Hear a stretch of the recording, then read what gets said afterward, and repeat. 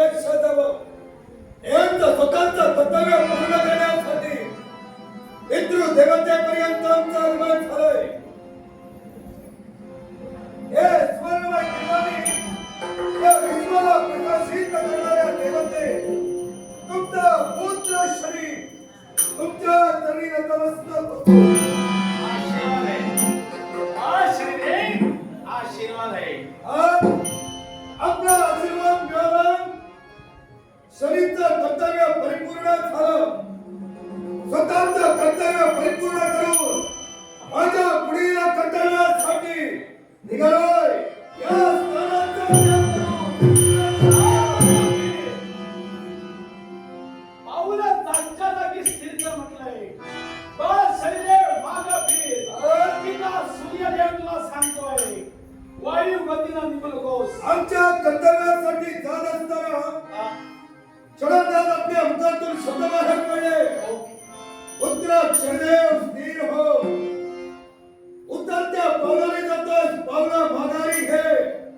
मग सांगावं तर हे शब्द आपल्या मुखातून बाहेर पडले याच्या मुळाचे कारण काय? शरीरे नित्य देवानं माझी सेवा करतोय. माझा चरणी रुजवी होते. बरोबर. पण आमच्या बाजूला तुझी माताई विराजित झालेली असते. ती तुला दिसत नाही का? मातेच्या दर्शना वाचून नित्य देवानं तू माघारी जातोय. म्हणजे सदर मातेचा तू एक कर्मी अपमान करतोय. कशासाठी? आज बऱ्याच दिवस मागे फिरले. बरीच वर्ष वाटली.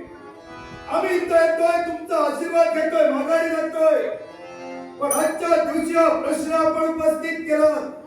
मग आज आता प्रश्न आज आपण उपस्थित केला तर या प्रश्नाचे उत्तर मी आपल्याला देतोय. ज्या स्त्रीला मी माझी माता मानत नाही, ज्या स्त्रीला माझ्या बाबतीत कोणत्याही मातेचं कर्तव्य परिपूर्ण केलं नाही, त्या स्त्रीला मी नमस्कार करणार नाही. रागा रागा बोलून गेला. या मातेनं तुझा अनादर केला. अरे तू शनी म्हणजे शायाचा पुत्र होय. ही संज्ञा होय. अरे संज्ञा आणि शाया या भेदभाव तुला दिसतोय. या तुझ्या पिंडाला दिसत नाही. अरे तू भेद वास्तविक करूच नाही. कारण बद्रिकाश्रमाच्या ठिकाणी तिथं अश्विनी रूपात ही तपश्चर्या करत होती. त्या रूपाला जाऊन तुझी माता शाया मिळाली आणि एक रूप झाली. मग तू भेद करतोस तो कसा? मला सगळं माझा जन्म झाला तुमच्या पुरुषार्थापासून. पण माझा जन्म झाल्यानंतर हिला तुमचं तेज सहन झालं नाही. म्हणूनच हिला मला छायांच्या स्वाधीन केलं. स्वतः मात्र हत्ती करण्यासाठी गेली.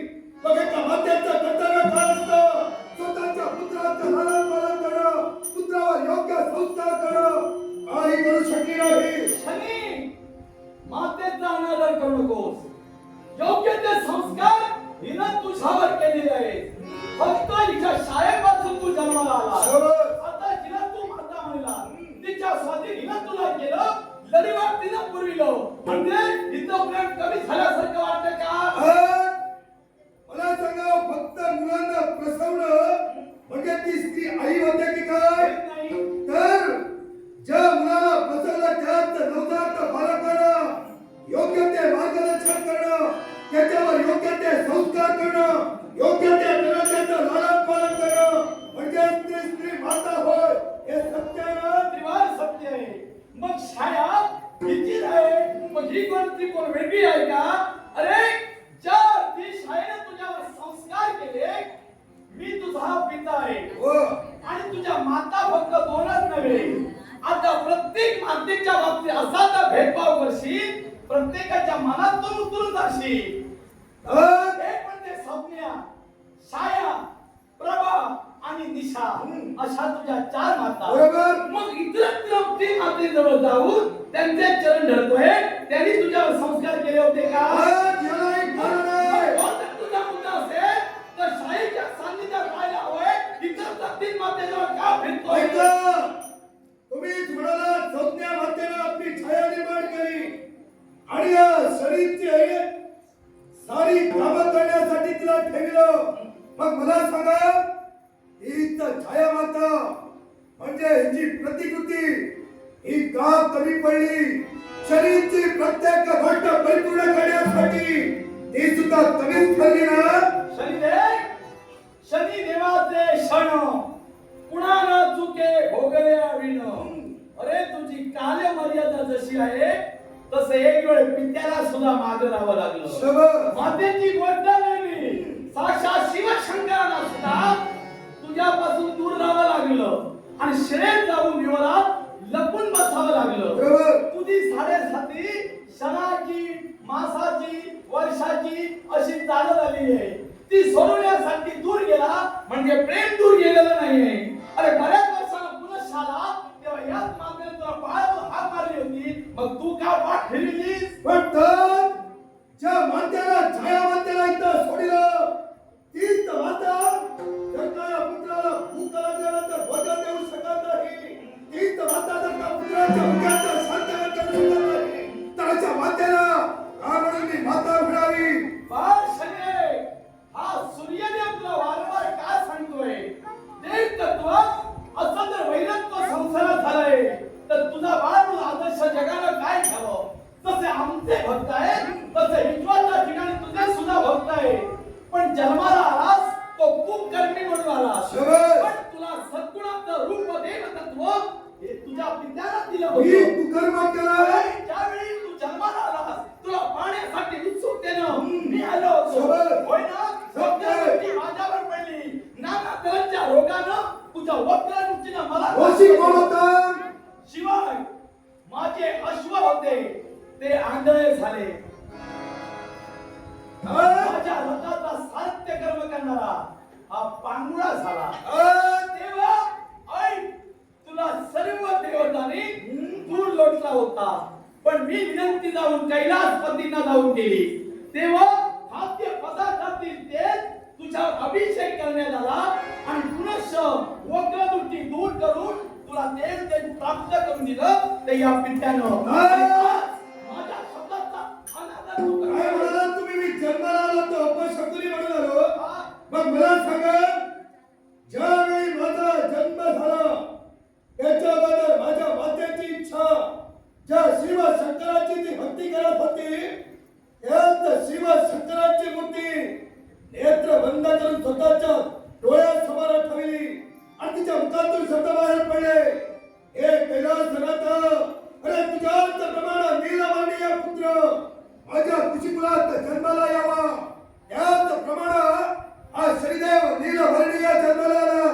पण याच पुत्राला पाहता क्षणी आपल्या मुखातून निघणारे ते अपशब्द, यांचा शब्द कर्णावर पडता क्षणी आमची तीव्र वक्रदृष्टी तुमच्या दिशेला पडली. तीच तीव्र वक्रदृष्टी तुमच्या दिशेला पडता क्षणी नागात्र्याच्या रोगाने तुम्ही पीडित झाला. तुमचा अश्व आंधळा झाला.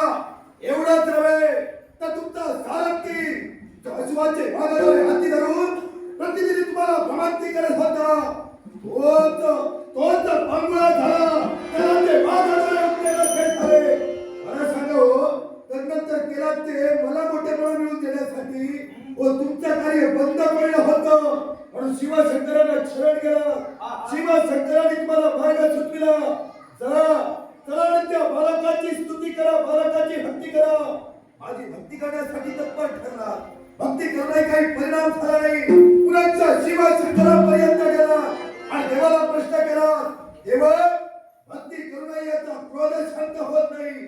तेव्हा देवाने मार्ग सूचित केला, याच्या मस्तकावर तिळाच्या तेलाचा अभिषेक करा आणि तोच अभिषेक करता क्षणी आमच्या नेत्रातून कृपा दृष्टी बाहेर पडली आणि तुम्ही सारेजण पूर्वरत झाला. विश्वाच्या ठिकाणी काय घडलं हे तुझ्या पूर्वीच मी तुला सांगून मोकळा झालो. पुन्हा किती तू गुरीलास, पण एक बाबा तू चुकला. कारण शिवशंकराच्या आशीर्वादानं तू जन्माला आलास खरा, नीलवर्णीय ठरलास खरा. पण एक गोष्ट लक्षात ठेव, शिवाची रूप तेव्हा दोन कैलासात उभी होती. मृत्यूरूपी शिव त्याची आज्ञा न जुमानता तिथं तू गेला होता आणि मृत्यूरूपी शिवानं पार्वती समवेत पिला करत असताना क्रोधिष्ठ होऊन आपला अग्नी निर्माण केला आणि त्या अग्नी तुला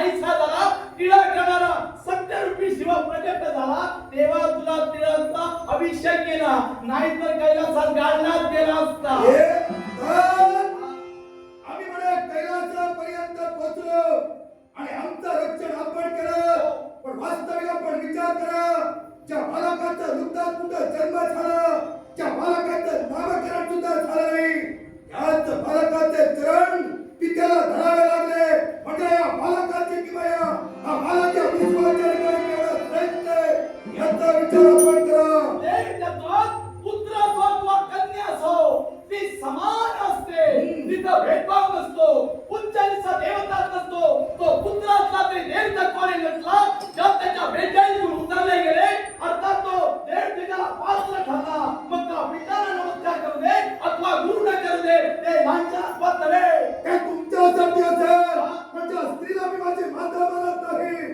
त्या स्त्रीला केव्हाही नमस्कार करणार नाही पण पुत्र श्री मी तुला एकच सांगू इच्छितो मी इतरांना माझ्या प्रमुख किरणाने जसा प्रकाशित करतो तसा तुला सुद्धा करतो सुषुम्ना चंद्राला प्रकाश देणारा किरण शबास. हरिकेशा हे नक्षत्रांना प्रकाश देणारा किरण विश्वकर्मा बुध ग्रहांना प्रकाश देणारा किरण विश्वश्रमा शुक्र ग्रहाला प्रकाश देणारा किरण पाचवा म्हणजे सौयदसु हे मंगळाला प्रकाश देणारा किरण सहावा म्हणजे अवारसु हे बृहस्पतींना प्रकाश देणारा किरण आणि सातवा माझा प्रमुख किरण हे